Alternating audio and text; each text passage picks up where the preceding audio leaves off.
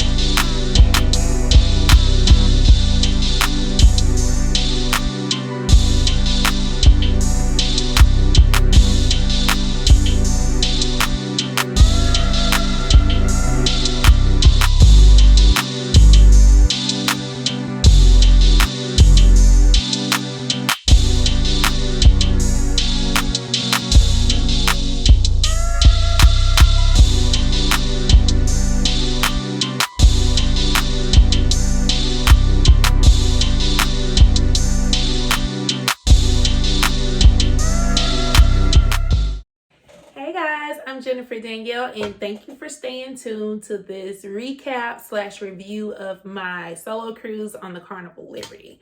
So let's jump into it. There were a couple of pros to this cruise.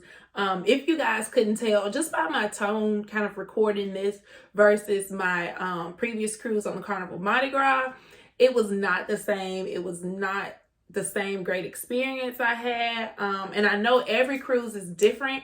You can go 1 week and, you know, you have like the livest people on there and you have a really good time. And then the next week, you know, it'd be totally different.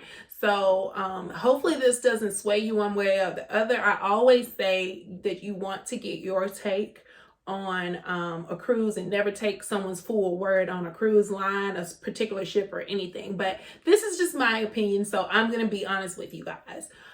So starting with the pros of this trip. So day one, I actually went to the steakhouse, which is called Diamond Steakhouse on this ship. And I mentioned in my video, hands down, it was the best steak I've ever had. Everything was so good. It was just like it was cooked to perfection. And I know you can have a different cook. Things could be switched out. But that is definitely one of the pros of this ship was the steak and the steakhouse. Everything came out perfect. Secondly is the room. So I don't know if you guys noticed, but this ship is a little bit of an older ship. And I think that that has a lot to do with how I felt about it versus the Carnival Mardi Gras. So this ship hasn't had any type of revisions or anything. And I want to say it was built in maybe 2011, or maybe that was the last time it was revised. But I know it has something to do with not being updated since 2011, which when you think about it is a long time. So for me, the ship was just a lot older. It had an odd smell. I didn't mention that in the video, but I had them to immediately come in and clean my toilet when I first got in there, because I thought it was the toilet that was kind of giving this kind of old, it's hard to describe, but like an old smell. But you could smell it throughout the entire ship. It was definitely strong in my bathroom. But yeah, so oh my God, I forgot I'm supposed to be talking about pros and I've already gone into the cons. Okay, so the pro of the bedroom. Let me go back. So for the room, the pro was that the rooms were a lot larger. So I had a balcony room, just like I did on Carnival Mardi Gras.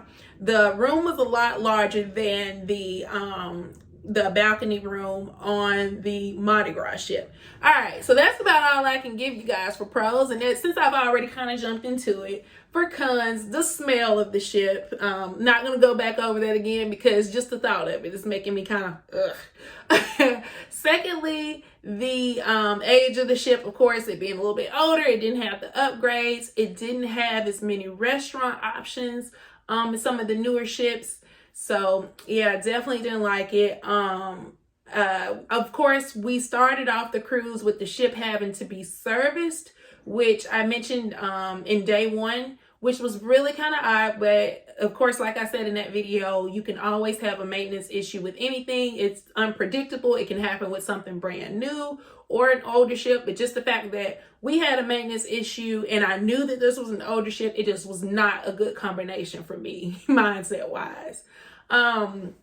So let me see, was there anything else? I took a couple notes here to see if there was anything else I wanted to mention. Bimini. So one of the places that we went was Bimini, and that was one of the newer sites that they're allowing cruise ships to go to. And this had nothing to do with Carnival. This is not a Carnival complaint or anything against Carnival, but Bimini just is a newer site, so it's just not as developed. There's not a lot of opportunity for exploring. I honestly feel like going there on the ship it didn't even seem like a cruise port, because you get there and you have to take a ferry across, which is no problem, that's fine, but it was just like there weren't any restrooms around.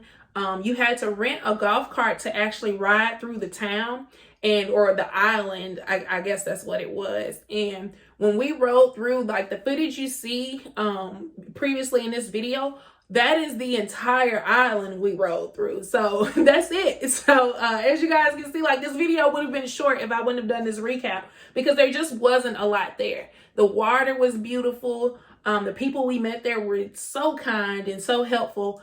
But there just wasn't a lot there. Not, we saw that one restaurant that we went to where we tried the conch and tried the the wings and everything, but there just wasn't a lot there. So I will say that about Bimini. Great stop, just not, not a lot to see, which I know that there are other stops like that. But that is pretty much my biggest, the biggest things that stood out for me on this cruise versus my previous solo cruise. If you don't know, this is my second solo cruise, and this is the second one with Carnival. So, yeah, that's pretty much all I have to say about it. If I had to rate this cruise, I would give it, out of 10, I would say about a 6, to be honest. And that's just me personally, because when I'm on a ship, I like to do a lot of the activities. I love the restaurants. I love the opportunity for specialty restaurants. And this ship just does not offer that.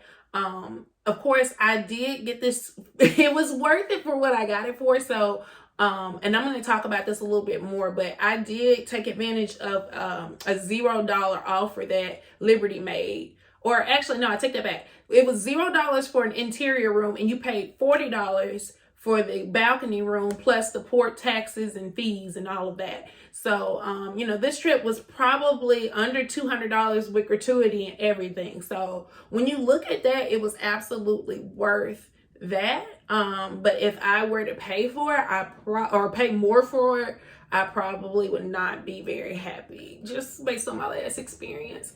And like I said, guys, I started off on Carnival's newest ship, the best ship. So it's very difficult for me to kind of go down from there and to give you guys, an unbiased review. But just want to kind of let you know those things for Liberty. Be sure to like, comment, and subscribe if you have not.